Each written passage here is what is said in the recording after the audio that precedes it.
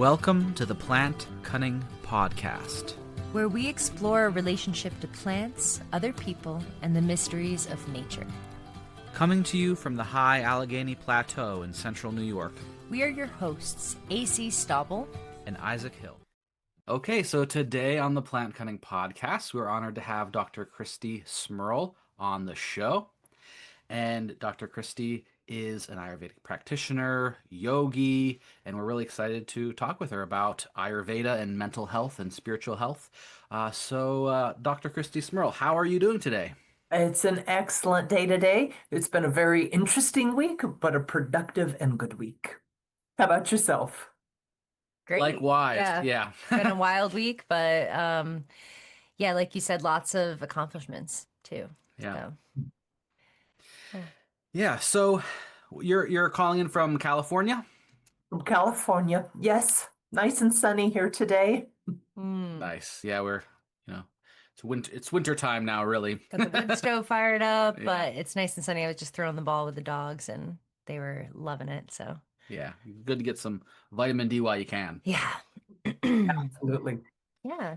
So we do have a traditional first question on the Plant Cunning Podcast, and it's how did you come to the plant path? Well, my background in history was in regular hospital medicine. I worked at one of the local hospitals for 30 years. Wow. And midway through my career, I decided to start studying Ayurvedic medicine. And those who know about Ayurvedic medicine know that they use a lot of plant-based herbs and natural treatments. And, first I started out thinking, oh, maybe I'll get a 1-year or 2-year practitioner degree.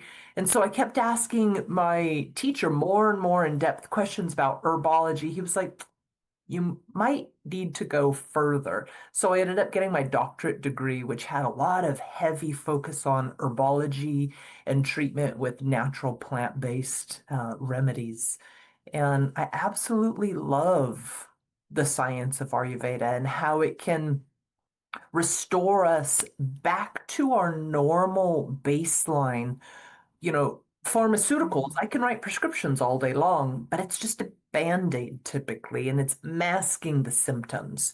Whereas when we really know the science of plant medicine, herbology, we can get to the root of the cause and disentangle ourselves from the whole disease process. Yeah, it's very important. And so you want to get to that root. That's what drove you through to get the doctorate is you want to just keep getting to the root. Yeah. Well, so many of my patients at the hospital, they would say, is this the best that I'm ever going to get? And my answer was like, I don't know anything else to give you. And I knew in the back of my mind, there's more out there. There has to be more out there. Chinese traditional medicine, something. And oddly enough, I had a really unusual medical condition at that time. And I went to the doctor for internal medicine. I went to the doctor's lounge at lunchtime and saw the, dermatologist and the infectious disease doctor and had all these tests and things done. And they were like, I don't know, something strange, and we don't have an answer for you. And then I felt like one of my patients. Is this the best I'm ever going to get? And so I ended up going and seeing a traditional Indian trained physician of Ayurveda. And the first thing he did started writing me these herbal concoctions and decoctions and mix this paste with this herb and that powder and crush that root and boil that seed. And I was like, really? Like I'm fancy running an emergency, medicine, intensive care. And is all of this, it kind of sounded like snake oil to me, Right. You were probably a skeptic because of all the Western medicine training. They don't include any of that. So you're like, how could that be valid? I was like, oh, I don't know about this. But I really wanted to get rid of the condition. So I followed his herbology protocol to a T. And a condition that I had been plagued with for 1.5 years went away in like a month and a half. Oh my goodness. Wow. And so then I just followed him everywhere. I was like, what else do you know? Yeah. Can you show me more? And, I took workshops and training Uh-huh. classes and weekend stuff. And then finally he said, you need to go to the university and get the doctorate degree in Ayurveda because Yeah. you're just digging so deep. Right. Mhm. And it's changed everything. It's changed my whole life. It's changed so many of my clients' lives, patients' lives. And Mhm. it's the original medicine. Why wouldn't we use what Mother Nature gives us? Yeah, it's something our ancestors have done for all time, and they made it that far. So Correct. I'm curious if you could describe a little bit in more detail as someone who had so many years experience in the Western medicine and now so many years experience with Ayurveda. What are some of the fundamental differences between the philosophy of healing between the two? Oh, some of the biggest shifts, in allopathic medicine, traditional Western medicine, the body is, to put it in a capsule, in my opinion, a chemistry reactive system. Hmm. And the goal is typically, they talk about preventative medicine, but they don't really promote it. They'll say, oh, you need to relax and, have a better lifestyle, have a low-fat Right. diet. They don't really go into exactly where the root is. And so what ends up happening is here's a prescription that, like I said earlier, just masks the problem. Like if I have high cholesterol and I take a pharmaceutical for elevated cholesterol, it's not correcting my cholesterol. It's masking my high cholesterol. It's reducing it, yes, because when you repeat my blood work, they're going to say, oh, your cholesterol came down 20 points. But if I go off that pill, it's right back to the same. Right. So Yeah. it's like sticking your finger in a dam. You have to Mm. keep your finger in that dam. The minute you pull Mm. your finger out, there's a leak again. Mhm. And in Ayurvedic medicine, they specifically look at the two fundamental sources, ahara, vihara. Ahara, diet, vihara, lifestyle. And so sometimes it's based off of what time you wake up in the morning versus um, what you eat. Ayurvedic medicine, they go into the deep dive and they'll say, these are the doshas. This particular condition due to this specific dosha. So stop aggravating that dosha. And the guidelines once you understand the physiology and physics of Ayurveda, it's such a no-brainer. It Mm. really is a no-brainer. Oh. But people have to be willing to change food and lifestyle. Mm. And so many clients at the hospital will say, can't you just give me a pill? And I'm like, that's also the root cause and Yep. problem is we want a quick fix. We live in a modern society. People want a shot, and then it's going to all go away. And then they can continue kind of living in ignorance Mhm. as to the fact that what they're eating, how they're eating, and the way they're living, whether it be stress, whether it be partying, whether it be junk food, Right. society thinking, they don't want to take responsibility. So, when I work Western medicine, you don't really turn patients away unless you're a specialist and you don't accept their insurance, that kind of thing. Let's take the emergency department, for Mhm. example. In a 24-hour shift or 12-hour shift, you don't turn anybody away. You Mhm. have to see them and at least stabilize and treat them. Mhm. Whereas in Ayurvedic medicine, for instance, one of the founding authors, Charaka, there's a whole little section in there that says, choose your clients wisely Mm. and don't accept a client or patient who A is not willing to do the work, who doesn't respect you as an authority, who isn't willing to go hike and find the herb and those types of things. So Ayurveda, you have to kind of meet a minimum criteria as even a patient worthy of being taken on. Mhm. And Whereas Western medicine, everybody is not seen in that light. And for the amount of times I've told clients in Western medicine, look, I need you to take responsibility for this health condition. And they're like, can't you just refill my pills? Mm-hmm. That that's not going to get you far.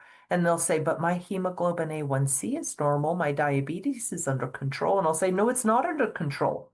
Yeah. Because if this society goes to hell in a handbasket and you can't get that pill, you're going to die. Right. And you don't know where to find the herbs. You don't know how to identify the herbs. You don't know how to go to the grocery store and buy the right food or Yeah. spices to even keep yourself alive. And then by then, I've lost them. They're like, oh, what a mean lady. Mm. Right. Well, there is just a You, kicking the can down the road mentality you to it. missed. Oh no. Yeah. Mm-hmm. But it is also really difficult for a lot of people to change those such ingrained habits. Yeah, yeah. That's And where Ayurveda addresses mental health and spiritual health. yeah. We should have the natural drive to want to be joyous and healthy and functional. And so, if there's something that has caused us to be like, well, I don't care if I'm in this condition, I want to do what I want to do, and I want to eat burgers and fries and beer and candy all day long, that's considered a mental disorder. Yeah. Mm-hmm. Mm-hmm. Yeah, and I guess from like a Western medical perspective where, it's material reductionist, there's the material's the only thing that's happening. The Not the body is a spiritual. machine. But like if you don't if you see the more subtle realms as upstream from the material, it's like of course you have to fix these problems in order to fix this problem. Correct. Because if you don't have the motivation or the desire to change, and the habits actually, come from the a more subtle realm. Correct. Oh. Correct. Mm-hmm. And unfortunately, in Western medicine, sometimes the mind is so set in the, for lack of better words, lower vibrating behaviors and Mhm. habits, then the cure is almost impossible. Yeah. Mm-hmm. Mhm. Yeah. Yeah, and especially when you see the mind as a epiphenomenon of a material body instead of prior to in a certain way. Um, Yeah. but yeah, So you talked about the diet and lifestyle, the ahara and vihara. Is that what you said? Uh-huh. Uh-huh. Okay, I'm learning stuff. So what does that look like from an Ayurvedic perspective? I know each person might be different depending on their dosha or depending on their age or the stage of life, but are there some fundamental things you can speak to with diet and lifestyle? Absolutely. So, I always tell people the first thing, if you're going to follow or adopt Ayurvedic medicine, find out what your dosha Mm, is. Like, find out, are you a lean, petite vata type of body?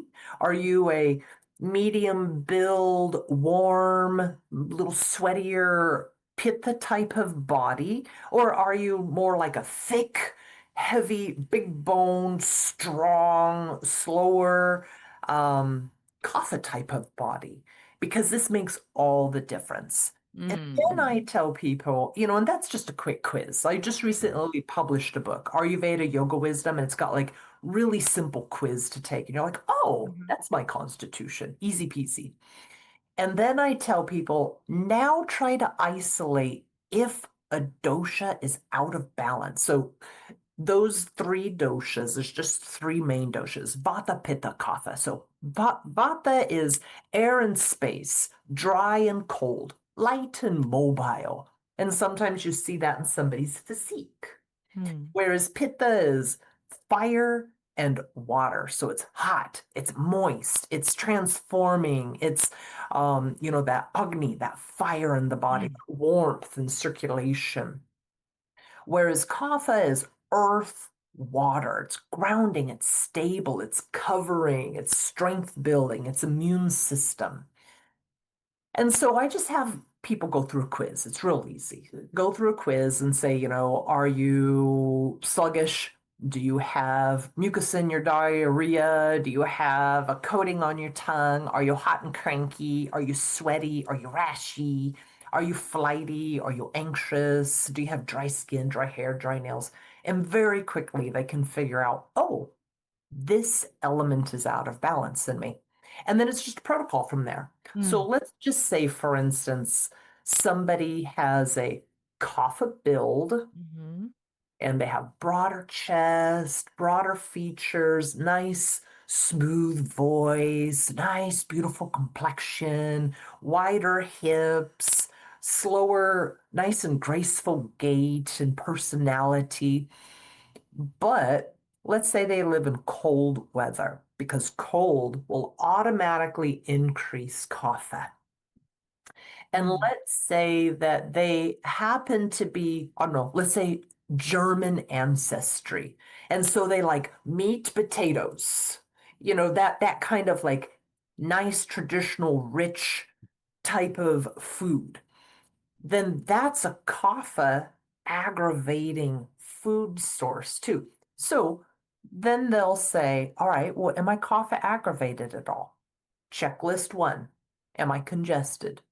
Do I have mucus in my eyes? Do I have a stuffy nose? Do I have congestion in my throat? Do I have a weird cough that is there for really no apparent reason? Kind of mucusy. Has my skin gotten thick and kind of awkward? Um, Mm. is my digestion slow? Like, am I eating and then it's just sitting there like a pile of earth in my stomach? Mm. Is my excretion from my digestion slow? I saw you had a guest on the other day. They were talking about vata poo and kapha poo. Yeah. Yeah, Yeah. it was a Yeah. great one. But then they can look at their digestive and say, like, is it a slow poke Play-Doh machine type of thing? Right. Uh-huh. And then they look at their mind. Do I feel kind of tired and kind of slow? Like I don't want to get up yet, and maybe depressed, maybe teary, maybe even reclusive or like a loss of inspiration or a loss of motivation. Then you're saying, oh, that's all right. Kapha's got you. And Mhm. it's just a dosha. It's no big deal. And then you say, don't eat after dark. Mm. It's like the big thing. Yeah. And then don't wake up in the kapha train of day. So, like after 6 a.m., kapha is the heaviest, 6 to 10 o'clock in the morning. So, if we wake up at like 8, we're waking up in the kapha stage of day. So, kapha is like, haha, got you. And then we look at like the food and we just go through a whole food list. We'll say, don't eat such heavy, rich stuff. Cheese, milk, bread, flour, sugar, sweets, cookies, cake, candy, nothing cold, no ice Mhm. water, Mhm. Mhm. nothing that causes a lot of immediate sugarization like alcohol, beer, Mm. those types of things will really pack on the kapha in the mind and in the body. So we just go down a whole checkoff list and say, wake up by this hour. Um, don't eat after this hour, Mhm. and try to minimize these foods. Yeah. Half the time, I tell them, humor me. Just humor me.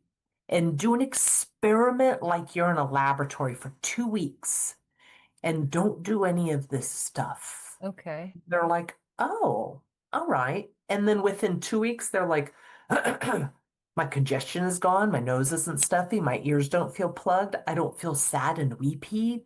My stomach is working better. Hmm. But if we really want to boost it, then we add in herbology and, Yeah. Mhm. and make it work quicker. Because the quicker you get results, the more the person is like, ooh, this science really works. Right. Yeah. And you get them Yeah. hooked. And then they Yeah. Right. want to be healthier. Mm. And so then you would add more heating herbs. Yes, yes. Mm. Mhm. In that particular condition. Right. It's like Right. purge the body. We'd give them like triphala, and Mm. triphala will make them, have really nice, solid movements through the body. It'll take Mm. any three of the doshas and say, okay, let's collect it up and right out the back end. And it breaks up kind of stagnancy in the body. But we also just do simple stuff like chai tea. not too heavy on the black tea, but Right. cinnamon Those and spices. turmeric and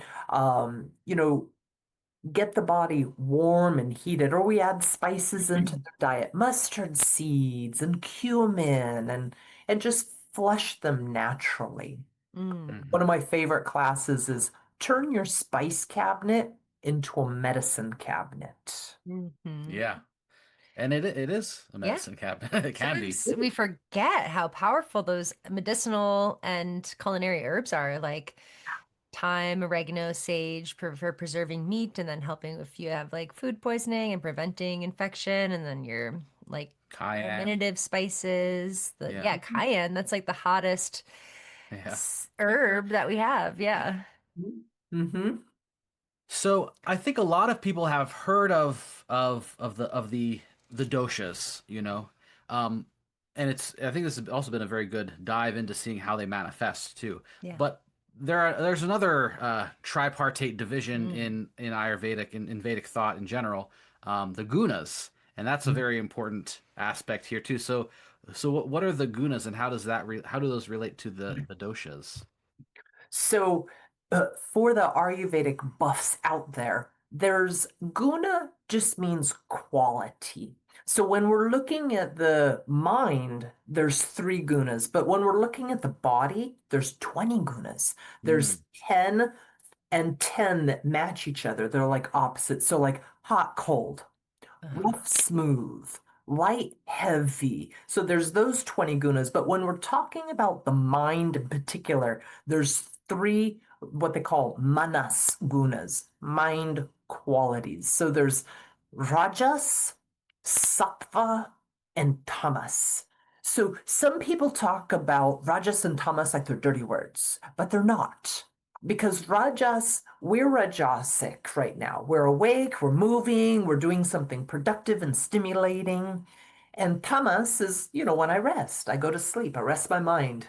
Um, but those three doshas are important at looking at how the mind and spirit channels are functioning. So when Rajas gets out of balance, because Rajas is good, but it can become pathological. When Rajas gets out of balance, we see either what's called Pittaja Rajas. So Rajas went high because Pitta went high in the body and into the mind, or Vataja Rajas. So Rajas is invading the mind qualities and making something weird because Vata went too high. So Mm. Pitta instigated Rajasic imbalance in the mind is like anger, Yeah. mm, fiery, it's agitated, it's aggressive, it's controlling, competitive, blaming, vengeful, lustful, unhappy, just kind of grumpy, hot-tempered. But it looks different if Rajas invades the mind due to Vata. So Vata aggravated Rajas is more like anxiety, restless, can't sit still, hyperactive, hypervigilant, jumpy, Mm. Yeah. shaky. Um, your classic childhood hyperactivity disorder Hmm. is Vata Rajas. mm. We also see things like insomnia, forgetfulness, feeling real spacey, or Right. even um, not compulsive, because Pitta can be compulsive, Hmm. or like not thinking their decisions out well, and they're like, okay, I'll do it. Oh, sure. Or not even being able to make a decision. I don't know what should I do, and just Yeah. feeling all over the board. Right. Now, the second guna of the mind is tamas. And like we said, tamas is good. Tamas is when I'm sleeping, when I'm resting, when I'm rebuilding, when I'm going inward. But if tamas is pathologically aggravated, then we see that's almost always due to kapha.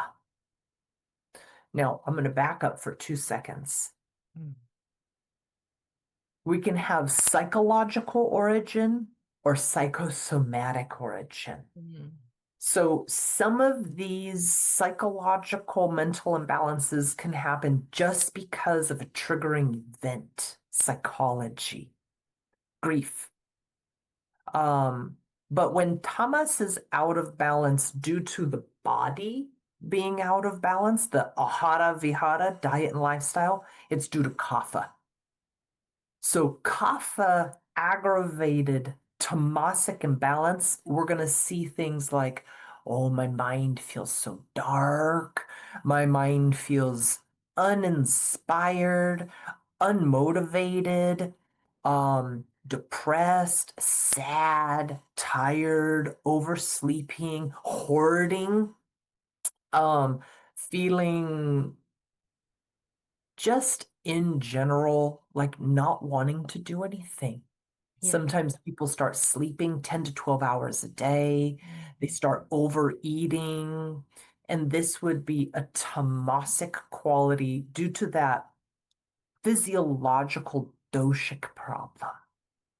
But we can also see these doshas result in the gunas of the mind going out of balance when we see things like an emotional event, a loss, grief, actual fear, or just perceived fear, stress, guilt, shame, worry, because that all weakens the body.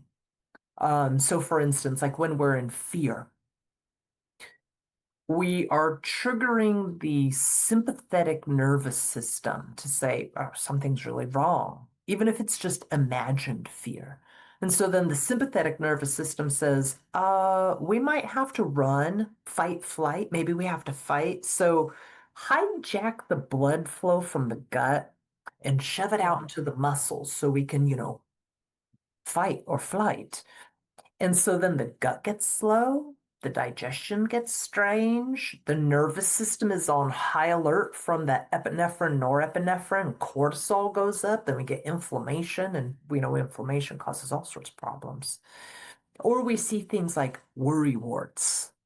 There's actually nothing wrong. There's nothing even physically wrong with them. And they worry, worry, worry, worry, worry. And that weakens the stomach. It weakens the digestion. It weakens the nervous system. And then all of a sudden there's these physiological manifestations. And then long-standing guna shifts in the brain. So when we're looking at the gunas, we have the third Rajas, Tamas, and Sattva. Sattva is very peaceful, calming, collected, very centered, not to one side or the other. Most people associate Sattva with like meditating, but what's interesting is we talked about body types. Like I'm personally a Pitta Kapha body constitution. But everybody also has a mental constitution. Do they have a predominantly Rajas mind constitution? Like that's their nature. Or do they have a predominantly tamasic guna mind constitution? That's their nature. Or do they have a sattvic mindset, interested in like higher learning, faith, devotion, art, etc.? Mm. So sometimes we'll see a confusion between personality disorder. Is it an Yeah. actual disorder or is it their actual constitution? Mhm. And some of these constitutions are rather undesirable. Like prone to violence if they don't get their way. Most societies like that's a personality disorder. No, they're that's their actual nature. So, in Ayurveda, we strive to align the mind with the pure soul. And part of our goal in our birth times is to create the mental balance so that it aligns with the soul. That's where Ayurvedic spiritual practices come in and yogic practices come in. Because what I try to explain to people is the mind doesn't belong to the body. The brain does, like that jelly thing in my skull, that belongs to my body. But the actual mind does not belong to the body. It belongs to the soul. Ooh. It follows the soul. So our goal is to purify the mind, heal the mind, to break free of, societal conditioning, family conditioning, grief, anger, the things that cause us not to be liberated, or the things that cause us long-term unnecessary suffering. And so that's where Ayurveda comes in and says, let's clean up the mind, get the mind channels to get closer to interface with the soul's intelligence. Because we have the brain's intelligence. Sometimes I call that the itty bitty shitty committee. It's just like, Yeah. by the way, 2 + 2 is 2. 2 + 2 is 2. No, 2 + 2 is 4. 2 + 2 is 4. And it's just Yeah. chatting all day Yeah. long. I'm like, would you Yeah. be quiet? Like, Mhm. why is my brain just jumping in and inserting information and stirring the pot and interjecting trash? Whereas the soul's intelligence is perfect and pure. And we want to get those two to match up. We want to tell our brain, can you sit down and be quiet for a moment? Quit heckling me. Yeah. Right. Quit wandering hither and thither. Quit being like a naughty puppy chewing up shoes. Uh-huh. Stop dragging me into the non-existent realms of fear, worry, the future, and the past, and Mm. get on board with me here and now so that I can actually execute my soul's intelligence rather than 2 + 2 is 4 intelligence. Right. Mm. Yeah. Or Mhm. even 2 + 2 is 2. Right? Because sometimes the brain insists that Uh-huh. it knows best. And you're like, Yeah. no, that is not correct. Yeah. That's illusion, or not in a negative connotation. Oftentimes they just say that's ignorance. Mhm. Like, is that one of a great example that you hear over and over and over is you see a rope on the floor, but yet you run screaming thinking it's a snake. Yeah. Yeah. Okay. Right. The mind was convinced it was a snake. And so Uh-huh. we had all this stress and trauma, but it was just a rope on the floor. Hmm. Good example for sure. Yeah. So when you have the so with the psychosomatic versus psycho it was psychological and psychosomatic, right? Mhm. So how do you approach those from a practitioner standpoint with Mhm. treatment or protocols? Very, very studiously. So the Yeah. first thing, I wrote a kid's book called Cringy Cat. And the first thing that happens is the little girl comes into the room and says, oh, Mom, I'm a cringy cat. I'm hot and stinky and sweaty and blah, blah, blah, and all this, Cute. cute little kid stuff. And the mom says, well, what happened? Did something wrong happen to make you this way? And the Mm. little girl's like, no. And then the mom says, then what have you done and what have you eaten? And the little girl's like, oh, I ate, hot this and hot that. And I was out in the sun. I didn't drink any water. So first we ask the patient, let's say somebody's coming in for clinical depression. And maybe they've had clinical depression for 3 years. First thing we're going to say is, what happened 3 years ago? Did Yeah. something actually happen? Maybe they Yeah. say, oh, I have work stress or this or this. Or maybe they say something dramatic like, my mother died. And you're like, Yeah. okay, Hmm. definite psychological trigger. Yes. And maybe they just need psychological room to process, or as I say, to digest those emotions. Yeah. A meal only takes about 24 hours to digest. A major psychological event can take years to digest. Hmm. But then we say, all right, let's go down that checkoff list. Are you let's take depression, for example. Are you eating after dark? Are you snacking all day long? Are you overeating? Are you waking up in the middle of the night and eating? Are you sleeping till 10 a.m. in the morning? Have you gained weight? What's your cholesterol? Is it high? Are you mucousy? Are you coughing? Are you congested? And if they say yes to those two, then we know it's psychologically triggered and psychosomatic. Now, if it's just psychologically triggered, but the physical body is healthy, then we choose mind healing herbs. Mm. Hmm. If it if it's a mixture, which usually it is, it's Yeah. usually a mixture. Hard If, to not be. Yeah. right? Because let's take depression, for example. That causes us to usually change our diet and lifestyle, Yeah. our choices, our habits, because we're not feeling well. Right. So if it's a mixed bag, then we say, all right, we're going to do mind treating herbs, mind treating therapies, and body correcting herbs, therapies, and lifestyles. Now, I have had people come in, let's just stay with the depression example, and they'll say, I have no idea why I feel like this. Nothing bad Oh. has happened. My job is great. My family's great. My relation's great. No, I wasn't abused. I'm not repressing memories, nothing like that. And you'll say, okay, what time do you wake up? What do you eat? What's your average breakfast, lunch, dinner, timing of it? What's your usual foods that you eat? And you'll just say, oh, that's an easy fix. Mm. And you'll just say, avoid this list of foods Mm. and avoid these timings and minor lifestyle things. Like Yeah.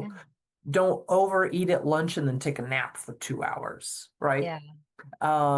And sometimes within 2 weeks, completely back to normal. And they're like, I had no idea. And so I often describe it as we have to know what make and model of car we are. You're a Lamborghini, you don't put diesel in your engine, right? I love that. If you're a diesel truck, you don't put syrup in your engine. Mm-hmm. And so when we know what grade of oil do you take? Yeah. What is your, tune-up schedule?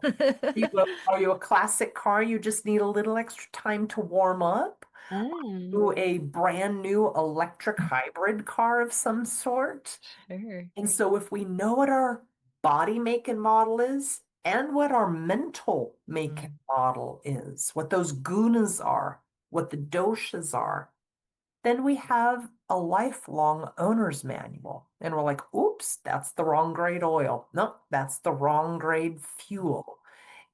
How big is your gas tank? Do you take 18 gallons or do you take 28 gallons? You can't sit there after 18 gallons and just keep pumping 10 more gallons in. We're going to have a problem. Yeah. Wow, that's a great analogy. Thank you for that. Yeah. Yeah, it's so interesting I didn't know about the difference of like the mental gunas. Like I just knew about the physical doshas. I didn't know that your mind could be a whole other system. And so that's really interesting to learn. So thank you for that. Yeah, and it's interesting because sometimes you'll see somebody, let's take a kapha dominant body type. But then you wonder why their mind is over here somewhere, Yeah. not consistent with kapha qualities. Maybe they have Right. a rajasic mental guna baseline constitution. Mm. And then once you figure that out, you're like, oh, well, by the way, your mind constitution is naturally rajasic. And these are the ways that we can get it so that you're not uncomfortable and so that you feel more self-actualized and balanced. You know, Mhm. Yeah, and with Vedic astrology too, like we can see the influences on the ascendant and we can see the Yeah. influences on the fourth house. And they're Yeah. different influences and influences on the mm, moon, Yeah. and yeah. they are different.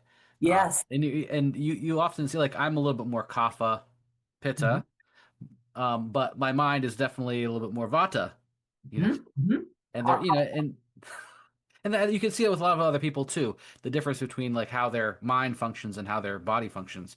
Absolutely. I remember the first time I got my Jyotish astrology read, like it basically said my constitution on the bottom. I was like, oh, they know that Yeah. much about me? That's Isn't that amazing. wild?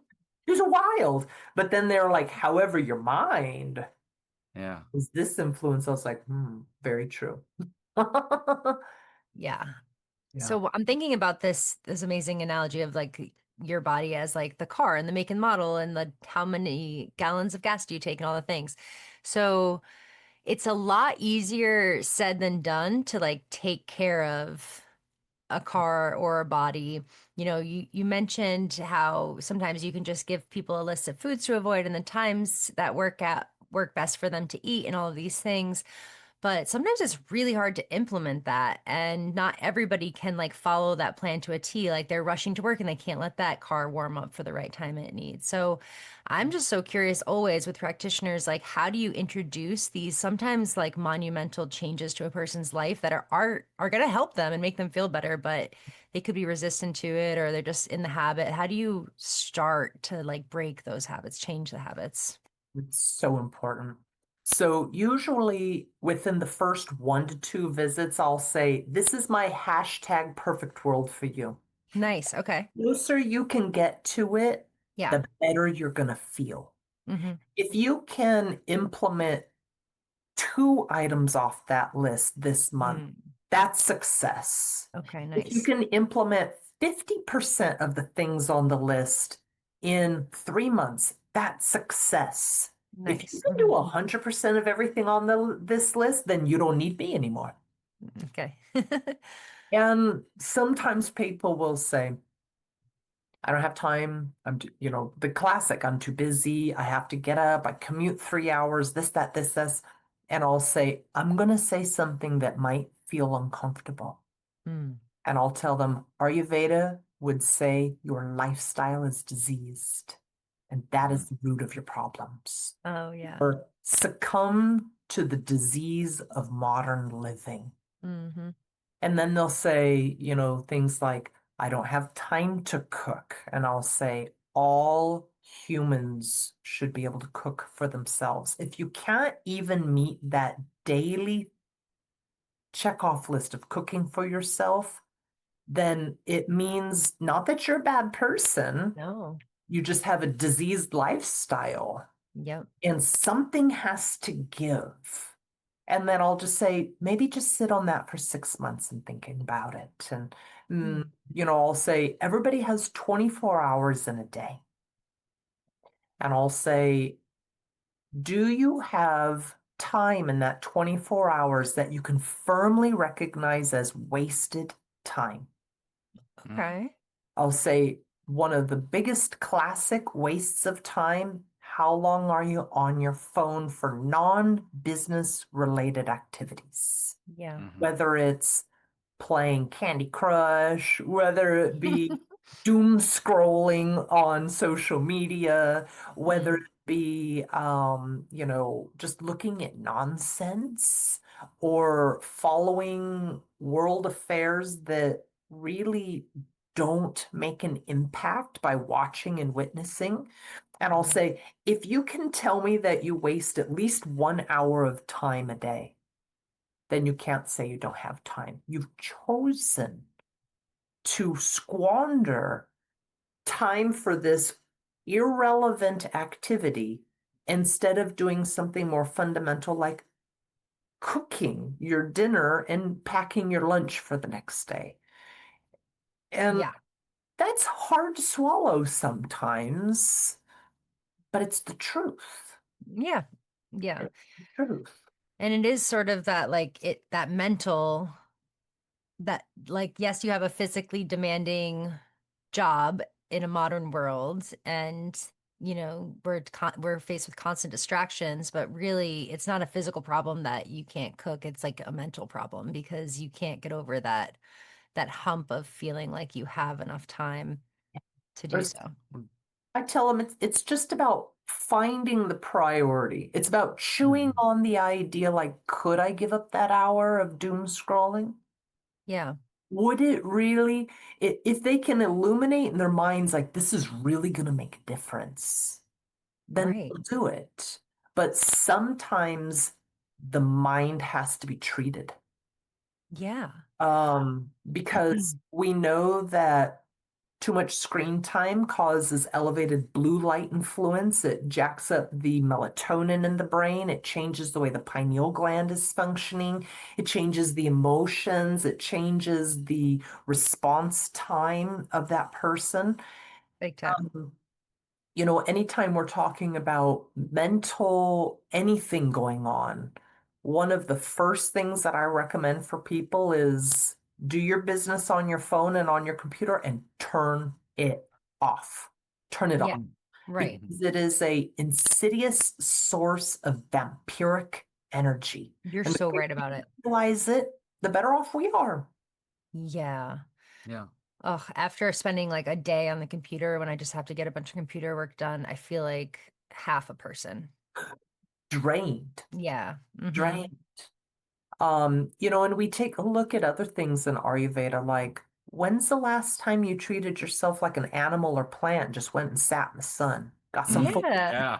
inside Yeah. of you? When's the last time you just walked in nature, laid in the grass, stared at the trees? When's the Mm. last time you looked at real fire? Yeah. Like a real fireplace, or Yeah. sat and stared at a candle, or had candle lit room instead of Mm. LED or artificial lighting. Because Right. sometimes it's those little things that just cause the mind to become a little more malleable towards health. Mhm. Yeah. And sometimes it's just addiction. Yeah. Yeah. Totally. And that's I'll tell people, oh, it should be no big deal to give that up unless you're an addict. yeah. Oh, Yeah. no, I'm not an addict. I'll go easy peasy then. Oh, you're so good. Piece of cake. And they're like, don't Yeah. give up mayonnaise. And I'm like, mayonnaise? Who cares about mayonnaise? I mean, are you a mayonnaise addict? And they're like, no, no, not at all. I go, then it's easy. No big deal. Mhm. Mayonnaise, psh, out the door. Have Yeah. some avocado instead. And they're like, Yeah. but you really don't want me to eat mayonnaise? I'm like, you got to think with that mayonnaise, don't you? Yeah, right? They see there's some sort of binding agent because it's very hard to tell people that once the dosha becomes imbalanced in the mind, it will, in many ways, arrest and seize the mind and demand to have its way. So we know that the doshas are made of the five elements: earth, water, fire, air, ether. And in Ayurveda, they're called the Pancha, five, Maha, great, Bhuta. But what does Bhuta really mean? Some people, they're like element. Of course, it means element. And I'll say, do you know what an elemental is? Oh, Bhuta actually means ghost or yeah. spirit. And it has its own consciousness. It has its own desire and action upon you. So we'll see classically, let's just stay in the kapha lane.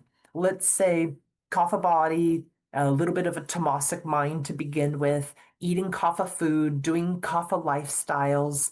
When you try to take that kapha lifestyle away, kapha, the elemental spirit of earth and water, are already influencing the mind, saying, give me more bread. I Mm. want more cheese. I want more sleep. And so you'll try to rationalize with the person, don't do those things. And they're like, I love cheese. my precious. Yeah. Like, oh, interesting. So then we have to give herbs to clear those spirits out of the body Oh, yeah. and to like restore mind power and willpower. Because those elements will actually start becoming like grahas. In astrology, they call them grahas, the planets. Grab you. Right, they grab you. But Mm. those five elements will also seize you. I wrote some really interesting articles about possession and Uh-huh. Ayurveda and how those five elements can look and behave like modes of possession. Are you serious? Yeah. Okay, like we need to have a whole hour episode on that. One of my favorite topics. Yeah, that's so interesting. That the elementals, the spirit can kind of have control over you like that. And you mentioned that just now that the plants can help with that. And do you think it's partially because of the plants' spirits? Yeah. They can work on that level? Yes, because when we look at each herb, we say, what's the herb's guna? Uh-huh. What's the herb's power? What's the consciousness of the herb? Because we all know that herbs and plants are conscious beings. And so we'll say, okay, how can I make an ally out of this plant's consciousness to restore order inside of me? And what's the karma of that herb? The nice thing is those five elements are limited in karma. They can't do what they want. They have to do what's according to their nature. They're not Oh. like us. We can do wacky stuff out of our. Whereas a plant and an element, they have to do what's in their karmic wheelhouse. Okay. So if you know what the plant's karma is, you're like, bam, that's going to counteract the graha effect of that element that's come out of the body, invaded the heart channels, and invaded the mind channels. And then you Yeah. can just say, yeah, there. Give me the Right. body. Right. So cool. Whereas allopathic medicine, they'd be like, you need Prozac. Exactly. So, can you talk about the herb specific? We've talked a lot about the depression and kapha, so maybe sticking with that example, what would you do for a Yeah. mental Herb is, spiritual herb? yeah. I have a top list of herbs that I really, really lean on that Mm. not me, but Ayurveda goes for first when it comes to anything mind channel or spirit channel, because spirit channels are considered to be invisible. How am Hmm. I going to get an herb in an invisible channel? How weird. And mind channels are also considered very, very subtle. Some even say invisible also. So, like, how do you get into those channels? It's not like the lungs. I can put smoke in my lungs, or my stomach. I can put herbs in my stomach. Right. But there are very specific herbs that their karma, just their action, their pharmacological action, is medya. And that means they specifically target mind channels. So let's take, for instance, Tulsi. Tulsi is a Mm. famous one. Tulsi is holy basil. It's in the mint family.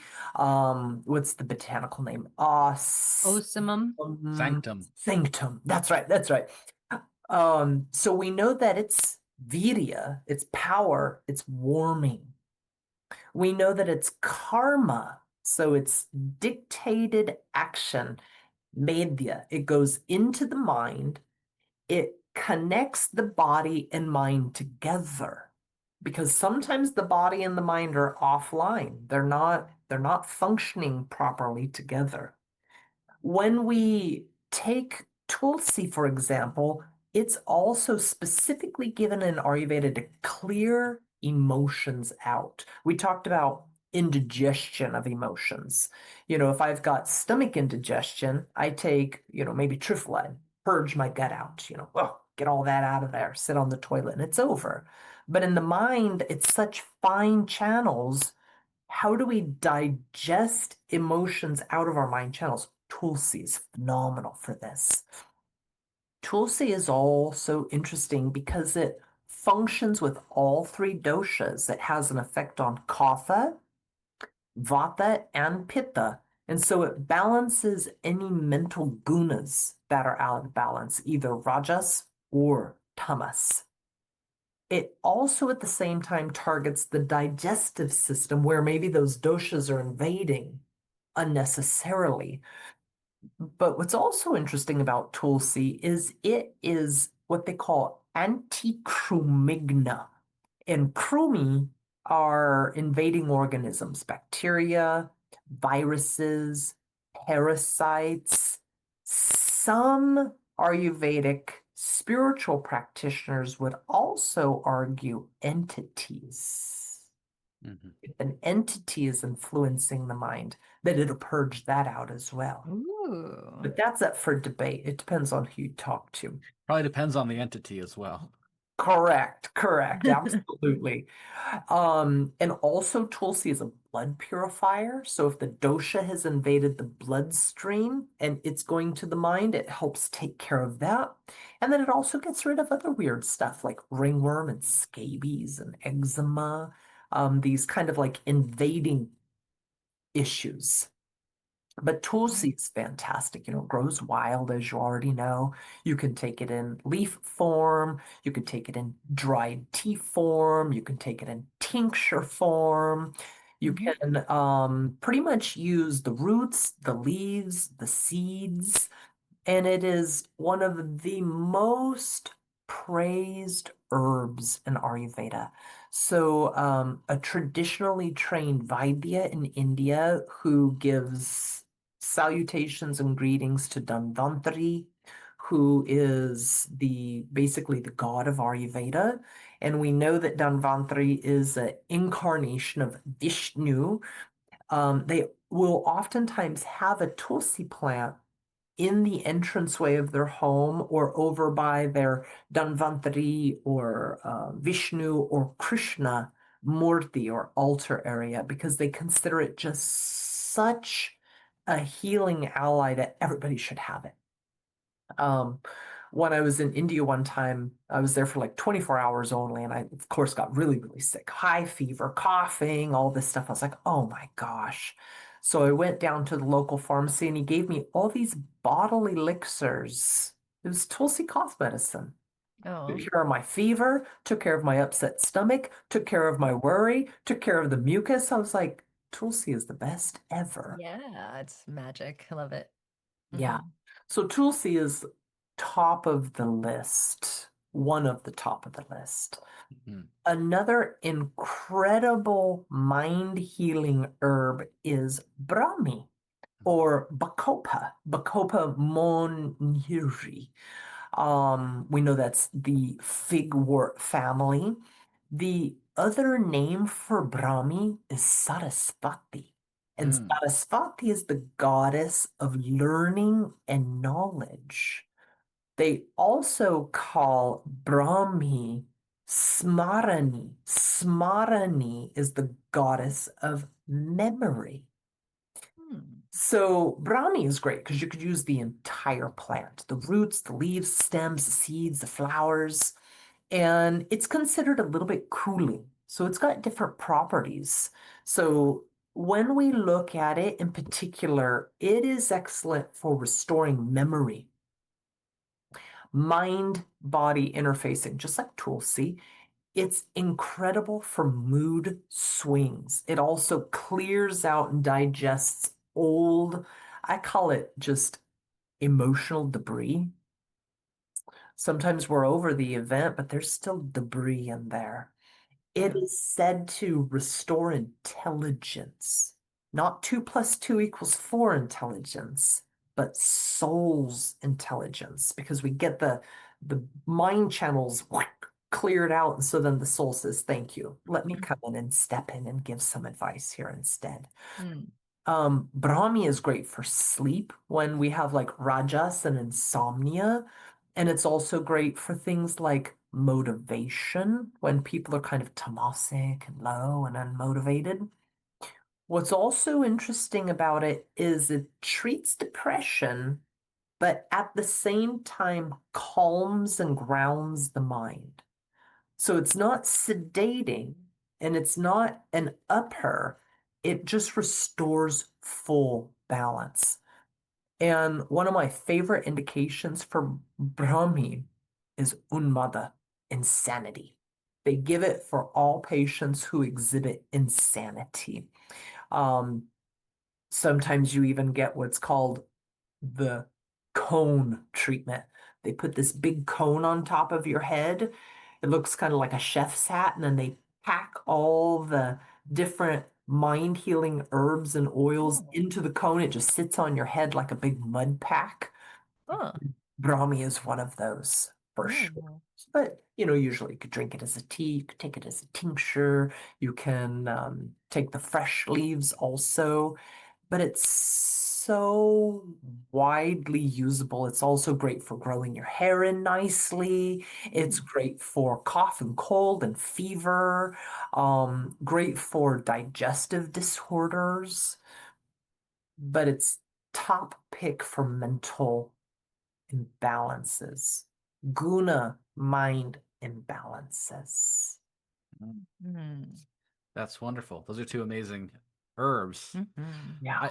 I wonder also what so lately it seems as though ashwagandha is having a big I was going to movement. ask you about that because it's so Ashwagandha. popular. Yeah, how does that play into this realm?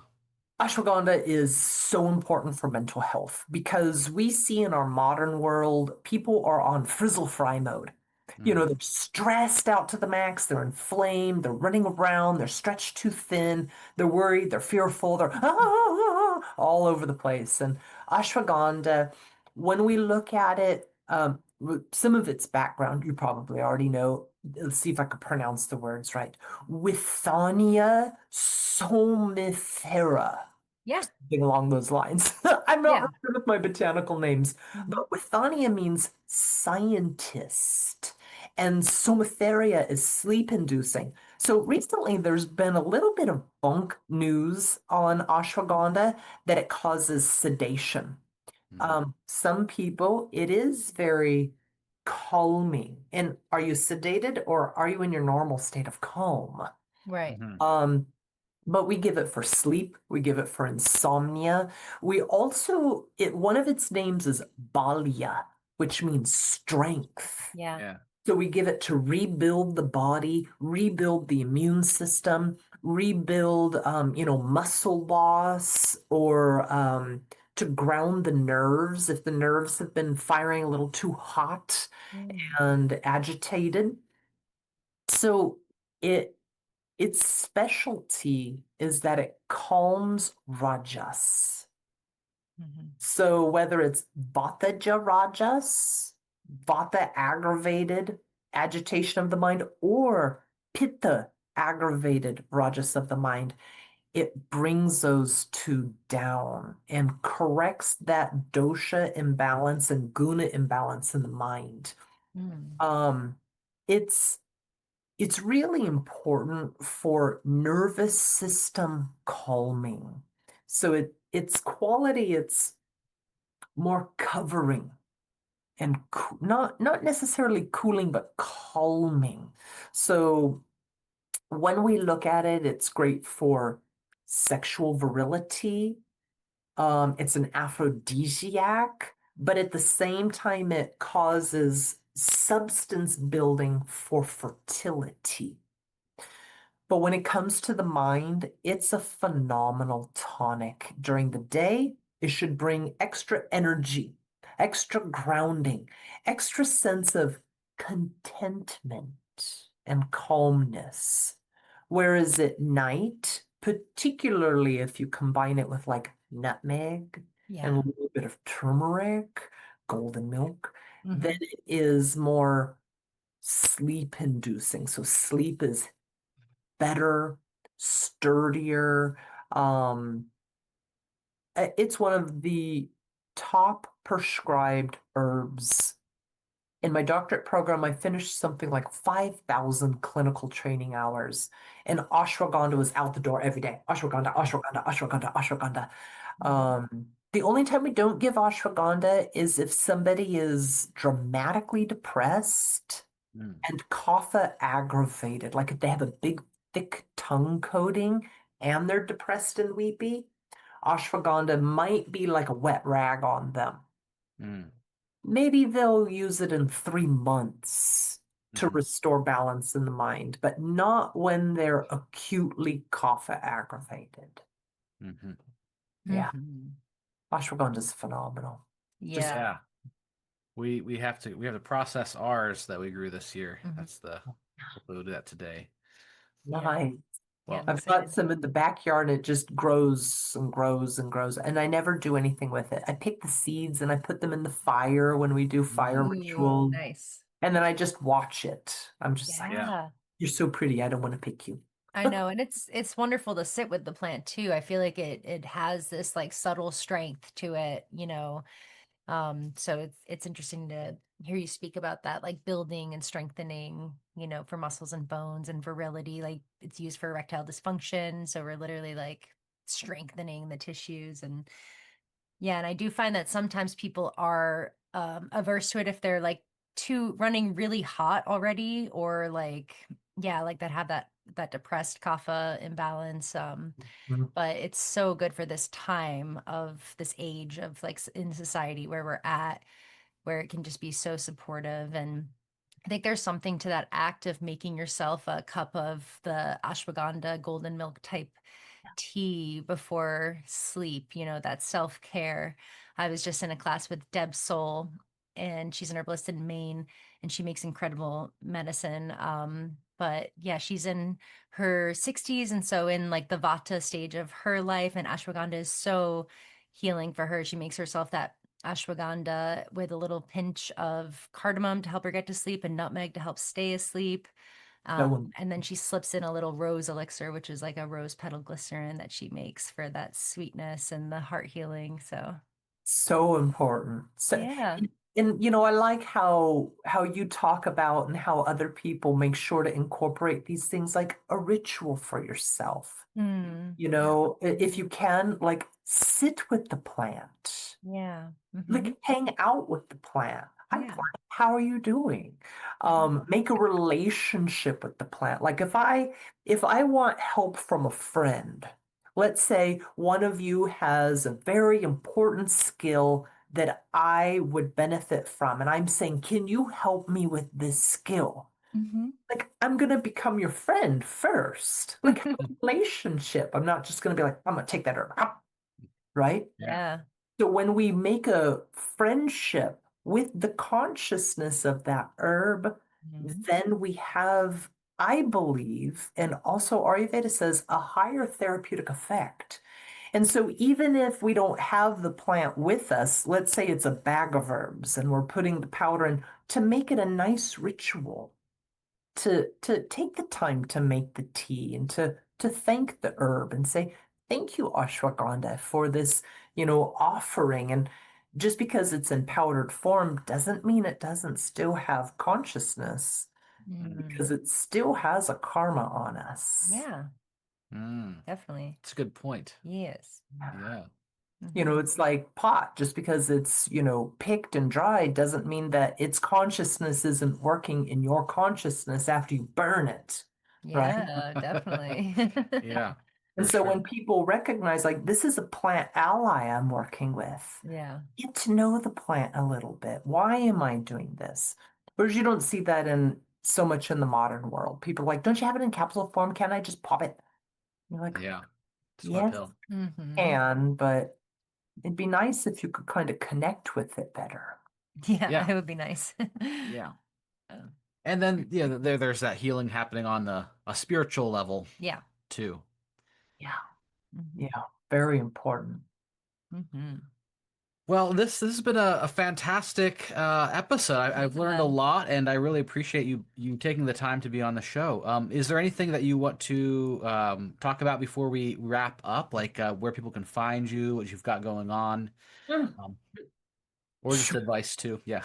Well, first, I want to say thank you for having me on. Yeah, It's of course. always a joy and a pleasure to share. Hmm. Where to find me? My website is healthiervibrations.com.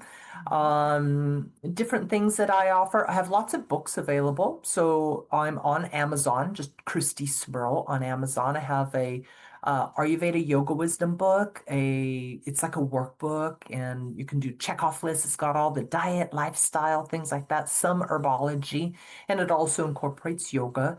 I have a book on Amazon that is a chakra healing workbook, very straightforward to the point, mostly geared towards the university students where I teach so that they can just go through each one and decide where the imbalance is and how to correct it. Other than that, I have classes year round here in Southern California. Saturdays are usually spiritually oriented, doing fire rituals, doing puja, mostly Vedic in nature. Mhm. Here we're very heavy with Kali Ma because Kali Ma is my Ishta Devata. So we have Kali Ma days, and then we have Krishna days, of course, because Krishna and Kali are one, if we know.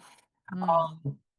And then on Sundays here, we also do like training days, cooking classes days, yoga Mm. teacher training days, tantric training days, so people can actually get a certification, and become teachers in their community as well.